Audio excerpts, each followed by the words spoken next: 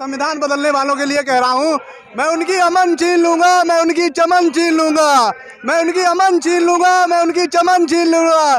याद रखना, अगर संविधान बदला तो उनकी अर्थी से उनका कफन छीन लेंगे। अब वो समय मतलब जा चुका है। जो अखिलेश के साथ मुस्लिम वोट था, अब मुस्लिम जाग चुका है।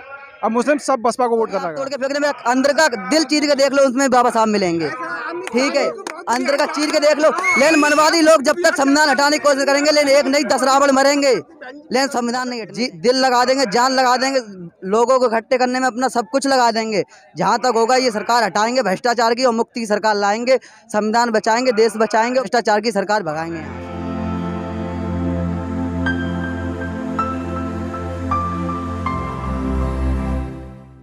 नमस्कार, आप देख रहे हैं एनबी न्यूज़ 24x7 नीलम बोध के साथ। और साथियों, आज हूँ मैं बरेली पर। बरेली में जिस तरह से आज बहुजन समाज पार्टी के कार्यकर्ताओं का, समर्थकों का, पदाधिकारियों का जो जमावड़ा उमड़ा है, वास्तव में वो देखने लायक है। और जो जनसैलाब है, दूर दूर तक जहाँ तक आपकी नज़रें जा रही होंगी, अगर इस भीड़ को मैं जनसमूह कहूँ, जनसमुंदर कहूँ या जनसैलाब कहूँ, समझ नहीं आ रहा है कि क्या कहूँ। क्योंकि आपने तमाम नेताओं की सभाएं देखी होंगी, लेकिन उन नेताओं की सभाएं एक तरफ और आदरणीय बहन कुमारी मायावती या आकाश आनंद जी की सभाओं की मैं बात करूँ तो वो एक तरफ। तो साथियों, बहुत बड़ा सवाल आज जिस तरह से बहुजन समाज पार्टी के प्रति लोगों में जो क्रेज दिख रहा है, खासकर युवाओं में। और मेरे साथ में आज एक ऐसा युवा है, न केवल उसका कुर्ता नीला है बल्कि उसका खून भी नीला है। तो उसी से मैं बात करूंगी, उस युवा से। उसका नाम विशाल है। जानना चाहूंगी कहाँ से है विशाल, नाम क्या है, कहाँ से आए हैं? हजरतपुर जिला बदायूं। विशाल, आपने नीला कुर्ता डाला है, तो पहले तो ये बताइए हमारे दर्शकों को, ये नीला कुर्ता आज पहनकर क्यों आए हैं? नीली हमारी शान है, नीली हमारी पहचान है, इसलिए मैं पहना हूँ। मेरे को हक बाबा साहब ने दिया है जीने का। ये मनवादी लोग हक मिटाना चाहते हैं,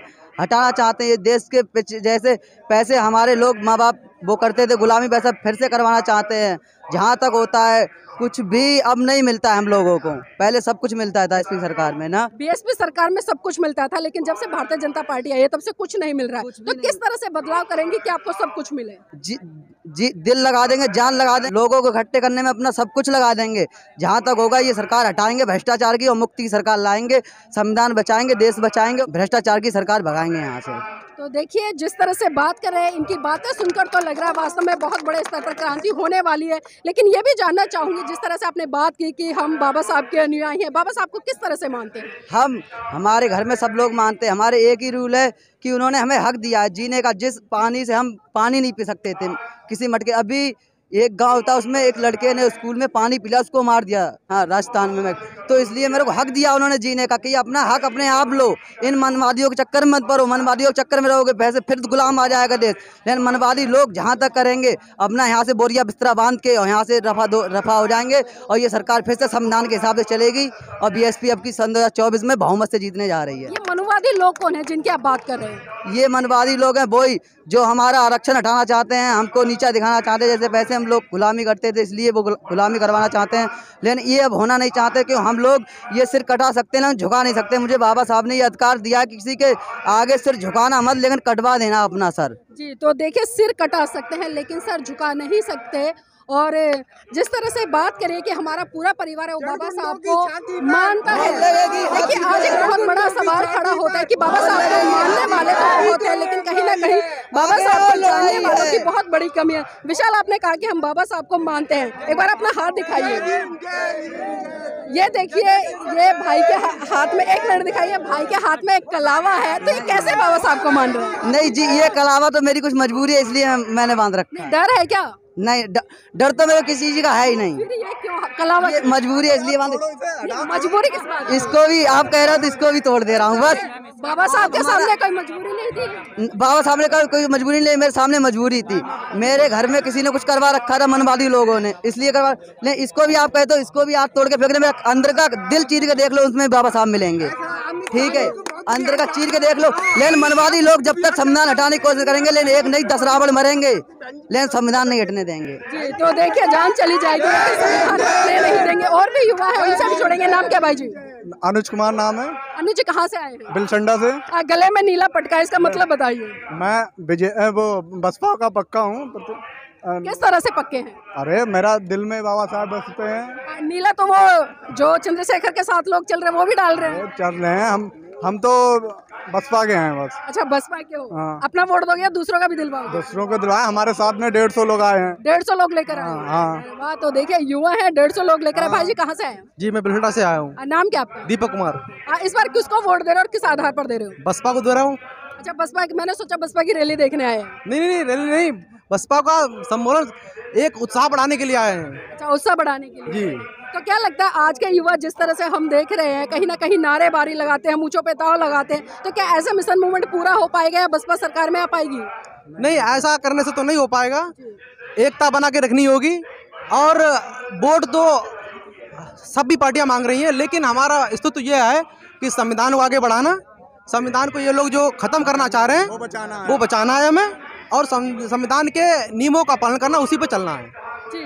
तो आज का युवा राजनीति को किस तरह से देखता है? मुद्दों के आधार पर वोट करता है, जाति के आधार पर वोट करता है, फिर धर्म के आधार पर? धर्म पे भी करते हैं, लेकिन जो है हम एससी वालों को सबसे नीचे जात से देखा जाता है।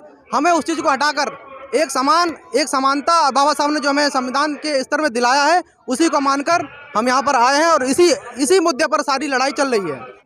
आपने कहा कि हम एससी कब तक बने रहोगे? बाबा साहब ने तो इस चीज़ के लिए बिल्कुल मना किया था, जाति का विनाश करने की बात की।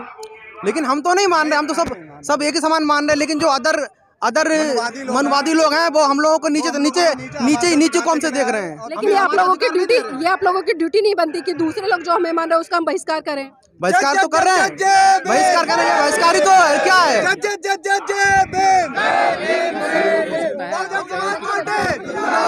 तो देखिए इसी कड़ी में भाई जी है, हाथ में आकाश आनंद की तस्वीर है। भाई जी नाम क्या है? सही अहमद नाम है, विधानसभा प्रभारी 126 आंवला। टिकट मांगने आए हो या रैली में? कार्यकर्ता हूँ जी। अच्छा कार्यकर्ता है। तो जानना चाहूंगी अभी जिस तरह से मुस्लिम समुदाय के दो फाड़ बने हुए हैं, एक फाड़ वो है जो अखिलेश को समर्थन कर रहा है और दूसरा वो है जो बसपा को समर्थन कर रहा है, तो आप किस आधार पर समर्थन कर रहे हैं बसपा को? बहन जी अब वो समय मतलब जा चुका है जो अखिलेश के साथ मुस्लिम वोट था, अब मुस्लिम जाग चुका है, अब मुस्लिम सब बसपा को वोट कर रहा है। चलिए देखिए कहीं ना कहीं जो नाराजगी थी मुस्लिम समुदाय के पक्ष में देखने को मिल रही है और तमाम जो युवाओं का यहाँ पर जमावड़ा है वो उमड़ा है। इसी कड़ी मेरे साथ में और भी लोग हैं। सर कहाँ से आए हैं?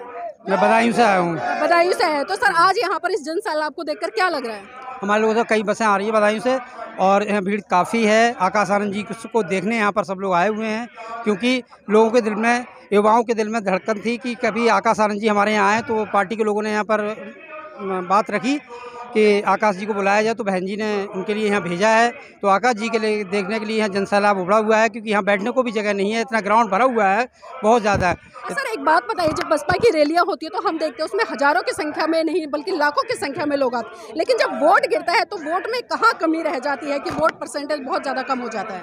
देखिए इसके चक्कर में जब कांग्रेस ईवीएम लेके आई थी तब इन्हीं लोगों ने, बीजेपी पार्टियों ने इसका विरोध किया था कि इसमें गड़बड़ी हो सकती है। ईवीएम जिन देशों ने बनाई है उस देश में कोई भी ईवीएम से चुनाव नहीं होता है, केवल इंडिया है जहाँ ईवीएम से चुनाव हो रहा है। तो वो लोगों को विश्वास नहीं है, ईवीएम में हेराफेरी होती है, धांधली होती है। हमने कई बार खुद बूथ पे जाके देखा है कि बटन हाथी का दब रहा है और वहाँ कमल का फूल आया हुआ। मेरा खुद का एक्सपीरियंस है, बदायूं में जब चुनाव हुआ था, विधानसभा चुनाव की बात कर रहा हूँ, तब ऐसा हुआ है मेरे साथ। जी तो देखिए कहीं ना कहीं जिस तरह से लोगों ने बात की और एक बहुत बड़ी बात हमेशा निकल कर आती है, चाहे हम किसी भी सभा में चले जाए या बसपा के समर्थकों से बात करें या ग्राउंड लेवल पर बात करें, तो लोग ये कहते नजर आते हैं कि हम वोट देते हैं हाथी को, लेकिन हमारा वोट कहीं भाजपा के पाले में चला जाता है। तो साथ ही ये बहुत बड़े स्तर पर हम देख रहे हैं कहीं ना कहीं जो ईवीएम का खेल है वो भी चल रहा है। लेकिन आज जो लोगों को जागना पड़ेगा और समझना पड़ेगा कि आखिर इस देश में क्या हो रहा है। तो देखिए भाई जी ने जो कलावे की, हमने उससे बात की थी, क्योंकि बाबा साहब को जानना और मानना बहुत बड़ा फर्क है, क्योंकि जो बाबा साहब को जान लेगा वो इस तरह के उनके हाथ में कलावे दिखाई नहीं देंगे, और जो मान लेगा तो उनके हाथों में सब कुछ दिखाई देंगे। तो आज भाई ने डर खत्म कर दिया। भाई जी डर तो नहीं लग रहा? डर नहीं लग रहा। देखो मेरे को चीज का अनुभव नहीं था, अनुभव हो गया, ये भी चीज नहीं मिल रही है। एक बात संविधान बदलने वालों के लिए कह रहा हूँ, मैं उनकी अमन छीन लूंगा, मैं उनकी चमन छीन लूंगा, मैं उनकी अमन छीन लूंगा, मैं उनकी चमन छीन लूंगा। याद रखना, अगर संविधान बदला तो उनकी अर्थी से उनका कफन छीन लेंगे।